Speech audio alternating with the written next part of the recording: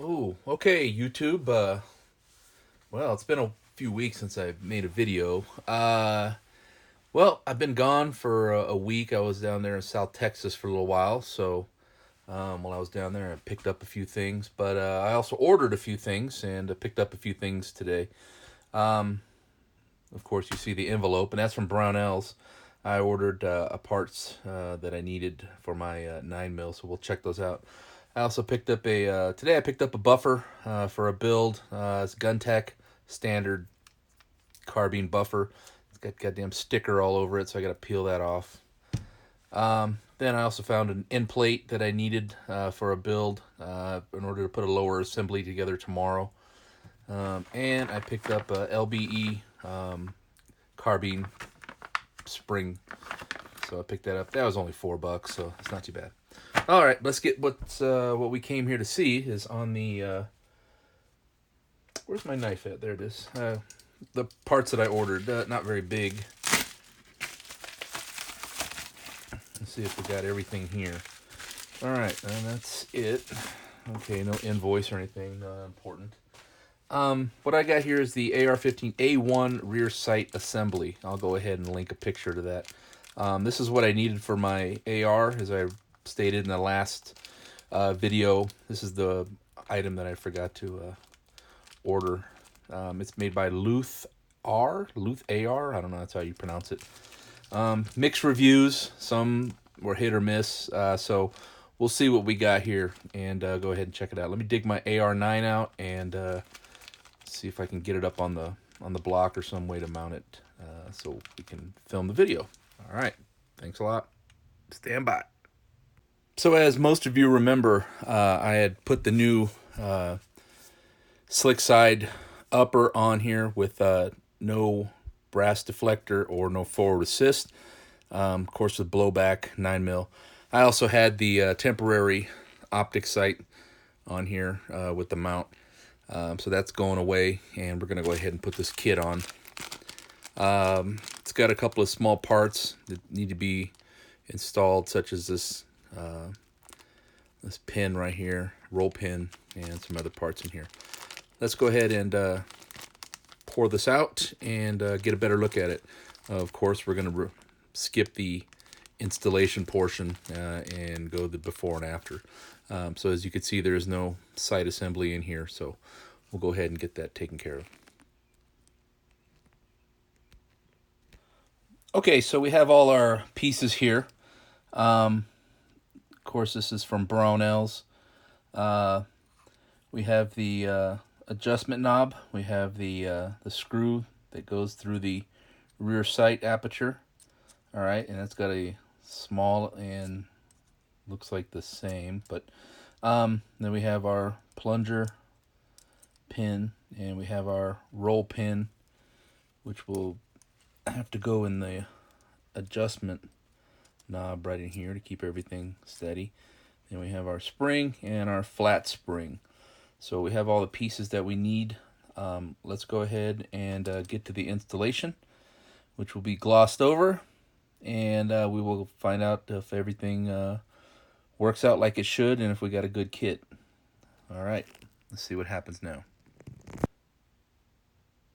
Okay, so here's our empty sight spot where everything's going to be going. So this is the before shot, and we will go ahead and do the install, and we will get the after shot. All right, not to delve too much into the installation portion, but you put the flat spring in first. Then you're going to need to set this up right and then screw it in.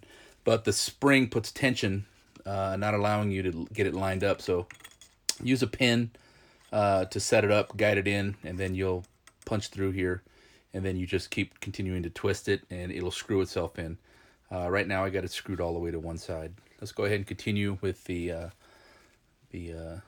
adjustment knob, and we'll go ahead and go from there. Should be finished up. I think the toughest thing is going to be getting that small pin in, and then we'll be fine from there.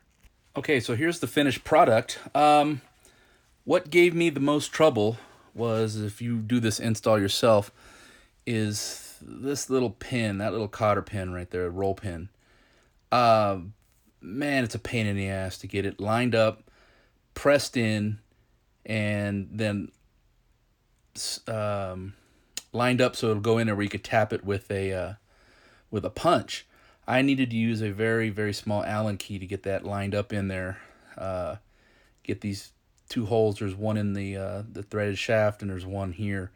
I used a small Allen key, lined it up, and then I had to magically have three hands. I needed to press this in, hold down the cotter, hold down the pin using a punch, and then hit it with a hammer.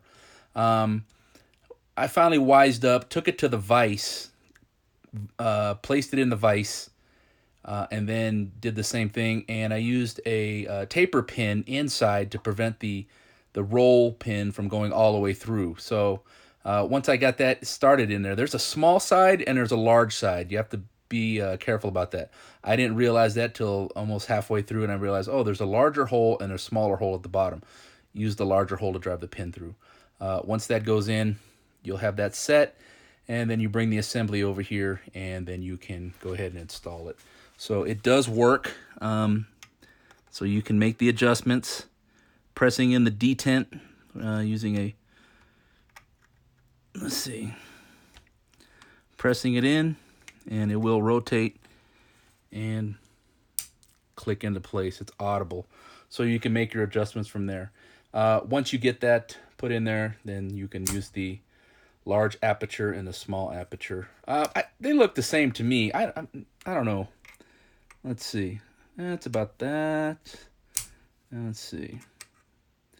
I mean, there may be a slight difference, but I don't know. The aperture looks fine to me. There's an L on here. I guess that stands for large. There's also a line that you can line up there in the center, but there is no marking lines like on other upper receivers or carry handles. So that's you have to eyeball that, and you won't really truly know till you get it out to the range. So, but overall, that's the look that I was going for, and I achieved it. The only thing I have to do now to this is get those taper pins up in the front, but that's another story. I have some video of the AR shooting. My brother and his son came down here a couple weeks ago, and we took out the AR-9 to shoot. And I was shooting brass and aluminum, and I was also shooting steel case. Steel case kind of jammed up a little bit. I was expecting that. Aluminum didn't too bad, and the brass that I did have on hand worked perfectly. So I'll add a little bit of video of that at the end. But that's the installation for the Brownells A1 rear sight. The pin, the roll pin is the most difficult part. But if this is what you're looking for your rifles, then it'll fit the bill. All right. Thanks for watching. Go ahead.